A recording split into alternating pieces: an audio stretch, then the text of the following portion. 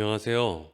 선교적 공동체 성경 읽기 가족 여러분, 오늘도 주님의 은혜와 사랑이 당신의 삶에 함께 하시기를 주님의 이름으로 축복합니다. 예레미야는 본인과 민족을 향한 하나님의 진노와 심판에 매우 괴로워하고 있었습니다. 우리도 삶의 여러 가지 고통의 문제로 인하여 힘들어할 때가 참 많이 있는데요. 혹시 위기 속에 계신 분이 계십니까? 또는 더 이상 버틸 수 없다고 생각하시면서 한계를 인정하시는 분이 계십니까? 또는 포기해야 되겠다고 생각하시는 분이 혹시 계십니까? 예레미야도 이런 고통 속에 있었던 것 같습니다.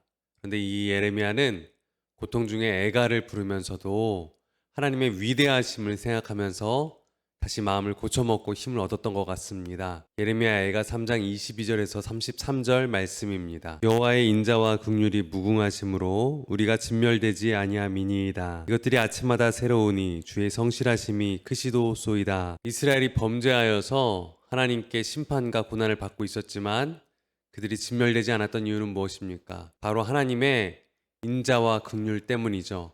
하나님의 인자와 성실하심이 그들을 향하고 있었기 때문에 그들의 죄악 가운데도 하나님이 그들을 오래 참으시고 돌보고 계셨다는 것입니다. 이런 하나님의 성실하심과 사랑이 아침마다 새롭고 날마다 새롭다라고 말씀하시는 것입니다. 사랑하는 여러분, 여러분을 향한 하나님의 위로와 평강도 아침마다 새롭고 늘 신실함으로 여러분의 인생 가운데 다가와 있음을 기억하십시오. 시편 81편 13절에서 14절 말씀입니다. 내 백성아 내 말을 들으라. 이스라엘아 내 도를 따르라.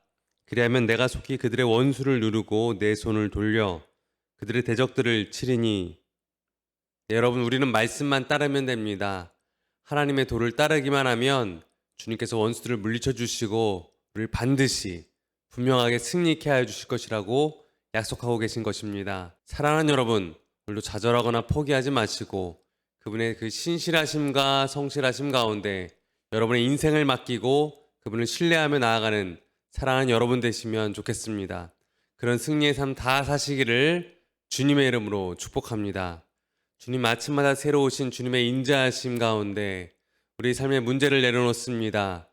포기하고 싶고 더 이상 나아갈 수 없는 상황 속에서도 하나님의 인자와 긍휼 가운데 우리는 신뢰하며 이겨낼 수 있습니다.